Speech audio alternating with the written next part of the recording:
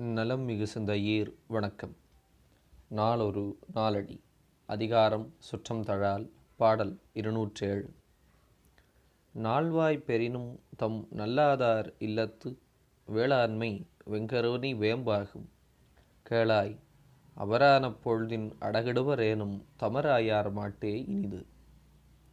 இந்த பாடலும் முந்தைப்பாடலைப் போல உணவின் தன்மையில் உள்ள சிறப்பினை விளக்குகிற பாடலாக அமைந்திருக்கின்றது.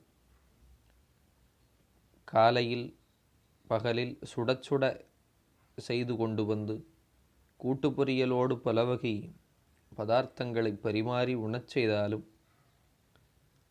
அன்பில்லாதவர் தருகின்ற அந்த விருந்து வேம்பினை போல கசக்கக்கூடியதாக, மனதுக்கு சுவையற்றதாக இருக்கும்.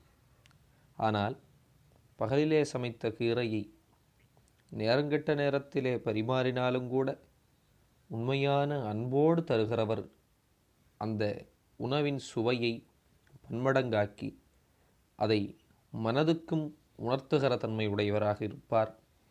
அப்படி அன்புடையவர் தரும் உணவு எளிய உணவாக இருந்தாலும் அது உள்ளத்தையும் நிறைக்கக்கூடிய தன்மை உடையது என்று இந்த பாடல் சொல்லுகின்றது. அப்படி அன்புடையவராக இருந்து நம்மை சார்ந்து வரும் சுற்றத்துக்கு அன்னமிடுதல் சுற்றந்தழுவனின் உயர்வை காட்டுகிற பண்பாக அமையும் என்பதை இந்த பாடல் சுட்டுகிறது, விளக்குகிறது. சிந்திப்போம். வாழ்க வளமுடன்.